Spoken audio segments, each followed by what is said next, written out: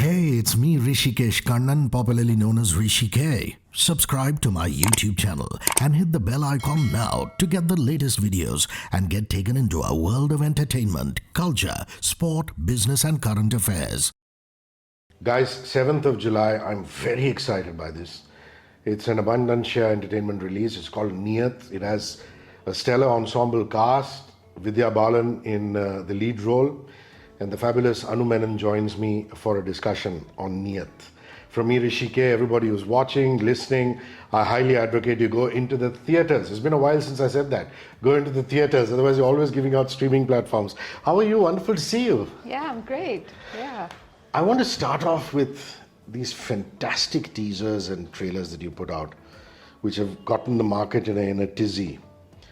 And it reminds me of good old Agatha Christie and Hercule Poirot and, you know, our answer to that. Did you grow up watching those whodunnits? Yeah. I mean, so I grew up in India, in Delhi, and I think it was, I used to, read those multi-volume Agatha Christie. I think it was such a part of our culture. Lovely. I mean, we all grew up reading English literature, right? Like, whether it's Jane Austen or Agatha Christie and stuff like that. And so I think it's ingrained in me. And then I've been living in UK for the last 20 years. So I also live in England, which is like the capital of murder mysteries. So it's like any village you feel like, there should be a murder somewhere. And it is a very much part of that culture. Of course, they have all the Poirot series, the Miss Marple. Yeah, they're like amazing. So so all the actors, like in UK, unlikely heroes and heroines, exactly. Isn't it? I know, yeah. But it's like it's like all the actors, British actors. If you see, it's like they've all like if you see their starting career, they would have all been in one of these Poirot or Miss Marple episodes. And then every Christmas there is always a whodunnit, which comes, and so it is a very inherent part of this culture that I've lived and I love it. So obviously it has been sort of, I think, been in my system for a while, and I think so when we kind of like started writing it, there was but it's not, it's basically it's based in UK for a reason. It's also because I was telling somebody that it's like now London is the playground for the rich Indian people. So it's like how the roles are reversed. So the top 10% rich people are Indians. And it's when I was in Scotland, where they said that the castles, all the Scottish castles, are now owned by Indians, Arabs and Chinese. So I thought, okay, this is an interesting thing that's happening. And I feel like, this kind of a premise, you can sort of turn the tables around a bit. So I think that's why once you see the story, you understand why these characters are there in Scotland, in this place, and obviously it kind of uses the tropes of the murder, the whodunit, and especially the locked room murder mystery as the genre is specifically, where a group of people get together and something happens and it has to be one of them, and but you play with it. There's a lot of nuances in character sort of observations and stuff like that. But I think what it is, it's actually just a good fun. It's very entertaining, and it's a puzzle. That's why we enjoy this genres, because it's kind of like it's a two-way process. Just when you think you're reaching the end of the tunnel, something new comes up. Yeah. This is fantastic. So that's the whole thing. You got to take the audience with you. You got to tell the audience like, you're great that you're with us, and then you kind of like sort of subvert it, or you go one step ahead. So it's a little like I was just saying that it's like like a game of Wordle. There is that sort of playfulness to it. So I think the reason we all love murder mysteries also, it's a kind of like we say cozy murder mystery. Because sit by the fireplace and watch it unfold.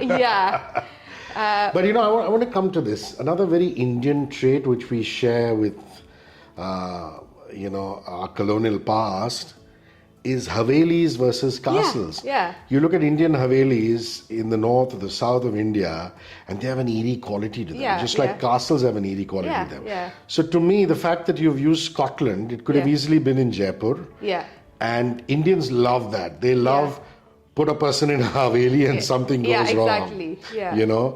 And I love your art direction and the lighting and the camera work, just the way the castle is lit and when they drive in and the scenes themselves, which is why I can't wait to watch this film. So let's actually start with the technicians. I mean, who was your production design, your art people, your camera person? Andreas Neer was my cinematographer. Is my cinematographer. I mean, it's a very, like, this kind of, when you make a film like this, it's like all these little pieces have to be put together in a very intricate way, because everything is there for a reason. Every camera move is there for a reason. It's kind of like, it's not coverage, it's never like that. It's like, there's a lot of, the camera is deciding to what to reveal and what not to reveal at every point in time. So there's a lot of single shots, there's a lot of moving shots, there's a lot of, like where something is out of focus, something is, like we've used a lot of these little tricks, and it was really enjoyable. So it's kind of like saying, how do we use these different kind of tools to tell the story? I mean, of course it looks stunning because the location itself is just so amazing that it inherently gives this sort of intimidating but sort of stunning quality to it. But I think there was a lot of like decision making that went into how do we expose each moment, and there's a lot of like hidden stuff. It's kind of like, you see this entire, like an ensemble cast, right? At any point, in many times, you have like 12 people in a frame. And so for us, it was almost like they were like these portraits, of like family portraits. Like, so if you see them, they're all like, it's a composition of so they almost like merge into each other. And then there's a detective who's like separate from them. So there's a lot of, play with that. So we kind of like, they're all individual characters, but then when they come together, they become this one character because they all belong, of this rarefied society of, people who love, like frenemies almost, which of this. So I think, so that's kind of is a big part of,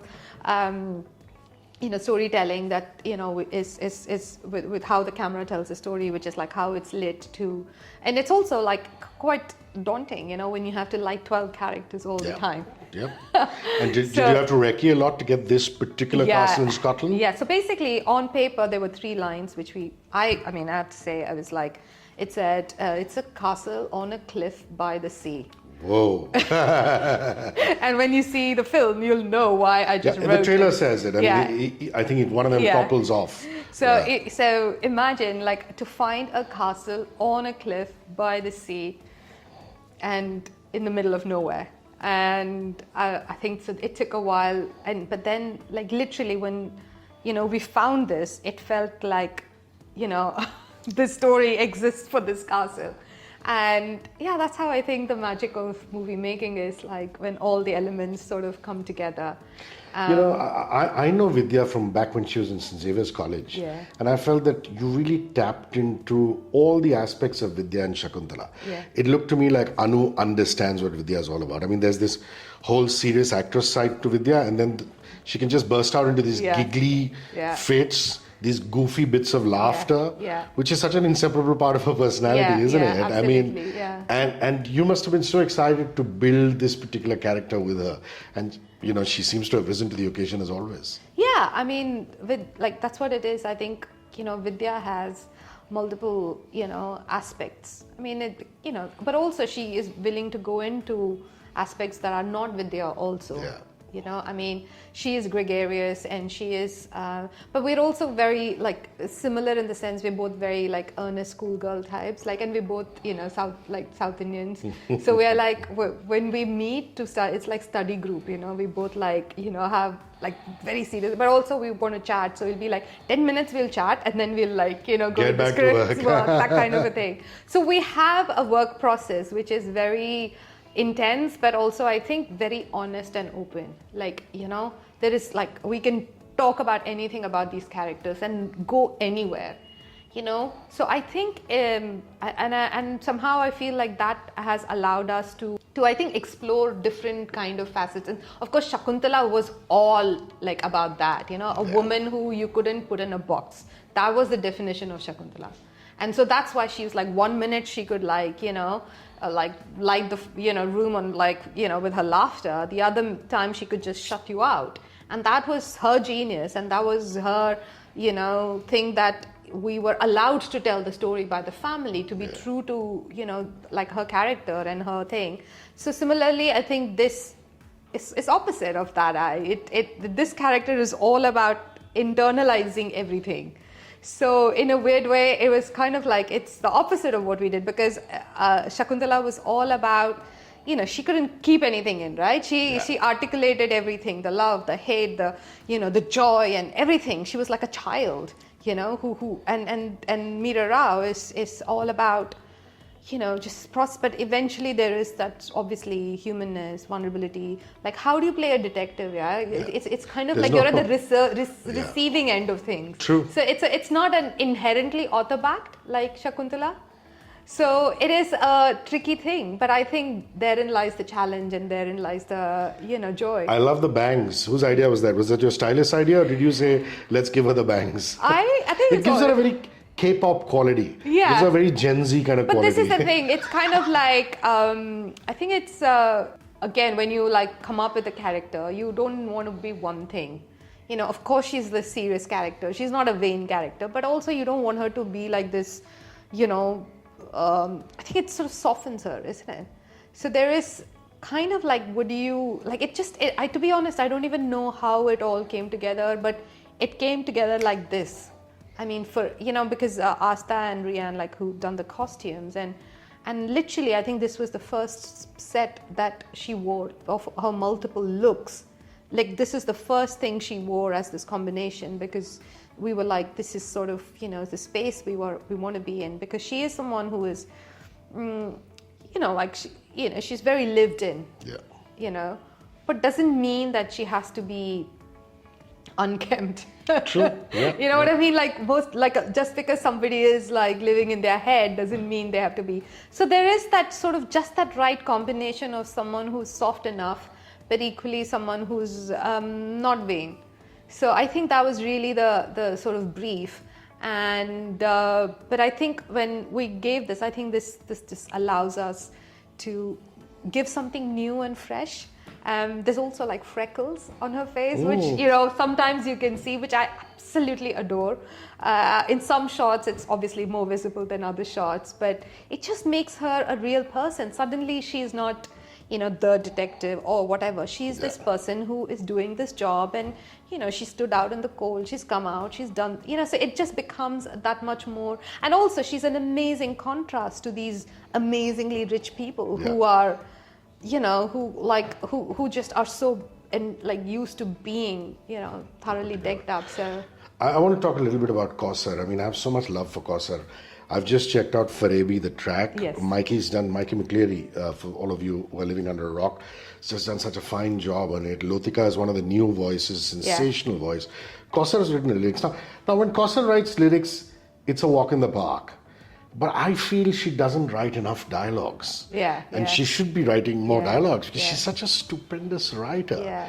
And that writing room must have been lovely. I mean, you have 3-4 writers. So we had we had Kausar, screenplay, and then Kausar came, and again, we do this horrible job, which we do in this, I don't know, and I really feel bad. It's we write all the dialogues, in English, and then we want, somebody to write in Hindi, and they're like, you've written it all in English, and now you wanted me to sound exactly like that in Hindi. And I was like, yes. If anybody can do it, it's Kausar. So how do you, because I think it's, it is what it is. I mean, I grew up in Delhi, I should be able to, but I'm not able to, because I don't think musically with dialogues in Hindi like the way someone like Kausar does. And any dialogues should have that musicality, should have that play with words, which you have to know that language in that particular way for it to achieve, where it still feels natural, but it's also, has the lyricism in it. So it was a very, very tough task for her, where you have to have the play with words while being natural, while, you see, inherently also, it's a Hindi film, and obviously all these characters should speak Hindi, but also they should speak Hindi naturally in the way these characters will speak Hindi with English. Sure. So I think, it's a tricky one to do, so we didn't want a literal translations, which you end up doing in these kind of setups. So I think to find that inherent voice for each character, and then, telling how they will say what we've written. So it was a very, as you're right, I think Kausar really gave it that lightness to it while keeping it's a Hindi film, that's the brief. It's a Hindi film, but be natural, be close to the characters, but also please be lyrical. Yeah. So these were the three things, and she was like, "Thank you very much," and I think she's delivered it. Yeah. Is the BGM, the background score, the music by Mikey? Also? Yeah. That must be. Did he do Waiting for You? He did Waiting for Me. Yeah, so there is Four Shots. Wow. Yeah. So this is my third. 10 episodes of 4 More Shots. Yeah, that was basically I had directed the first season. Correct. And then of course he the stayed best on. season. The best season thus far. Okay. I know. Just a compliment. I had to give you that. Yeah. Thank you. But he of course stayed on. But again, Mikey did. So, but again, with Mikey and I, we did Waiting, which had. He was very true to Waiting, right? Which has that whatever inherent quality, the quietude and all of that. Then we had so much fun with 4 More Shots because it was contemporary, it was fun, it was young, and this is again, it helps with the storytelling, but at the same time, it's a great BGM.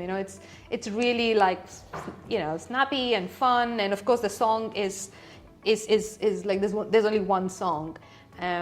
It's not a song kind of a film, but it's a thematic song which sort of holds the film together, and we use it very strategically. So I think he has given it a very nice audio scope It's lovely. to the film. Yeah. Anu, I was reading somewhere that whodunits are a difficult species for directors to dig their teeth into. For example, Stanley Kubrick, for example, they say used to actually have sound along with the trolley roll by if he had a jump scare or some kind of sound that he had to give Do you use tricks like that on set if you want your actors to get into the mood or shake them up if it's a particularly tricky scene, or do you just say, listen, we're going to do this in post, but this is the way it is? At this point, I feel like if you get good actors, they pretty much own it. Yeah. I mean, it is psychological. I think the difference between like The Shining is different to that. I mean, The Shining is again an abandoned building and something happens, but it's. I think this is a bit more. I think psychologically but it's also it's the whodunits is a difficult one because it doesn't take itself very seriously.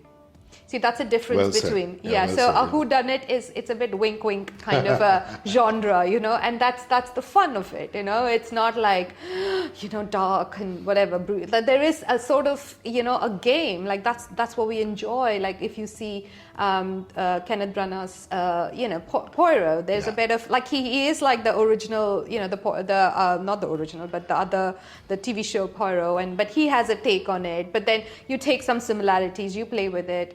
And so I think there is that sort of a little game. So I think you got to understand the genre.